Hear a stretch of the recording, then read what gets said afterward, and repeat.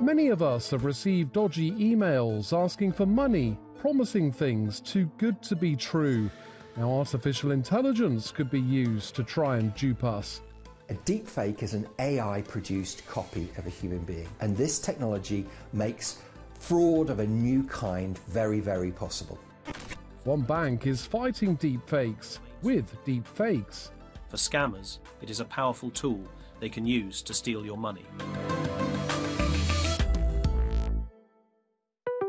Welcome to this edition of Sci-Tech from London, where we're delving into the rise of deepfakes. Video, audio and pictures that appear to be real, but are not. Just like that introduction there, that wasn't me. In fact, it was my avatar, created using artificial intelligence. Would you be able to tell the difference? My avatar was made with my consent through a platform run by Synthesia. It produces AI-generated content for legitimate purposes, like training videos, marketing, and customer service, with strict safeguards in place. We would never generate an avatar of someone without their explicit consent. The other one is control. We apply content moderation on the videos that are created. And the third is around collaboration, so working with industry groups, working with governments and policymakers to make sure that this technology is developed and used responsibly. Deepfakes that have malicious intent copy the image of real people from photos, videos, and audio to misrepresent them or an organization. Professor Michael Waldridge, an AI expert at the University of Oxford, says the technology is rapidly improving.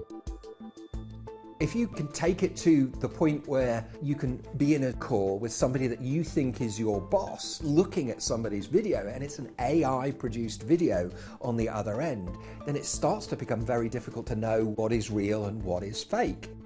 In a survey published in July, just over 40% of respondents aged 16 plus said they'd seen a deepfake in the last 6 months, but less than 1 in 10 were confident in their ability to spot one.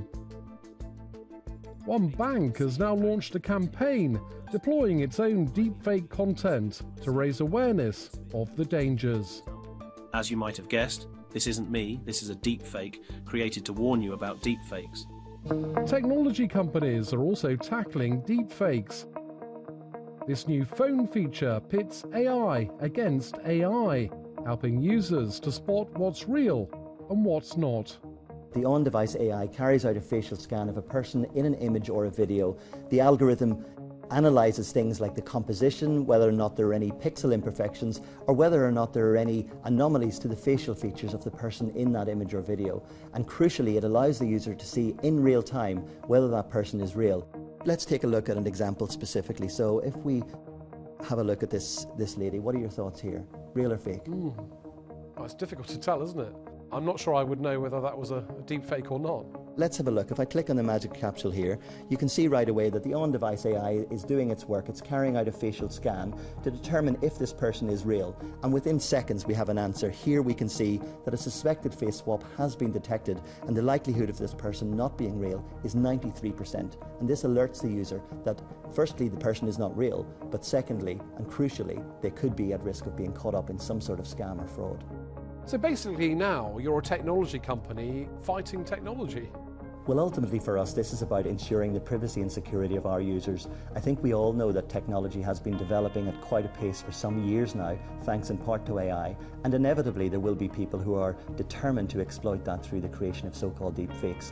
And at an industry level, I think there's an onus on all of the key players to play their part in stemming the rise of deepfakes moving forward.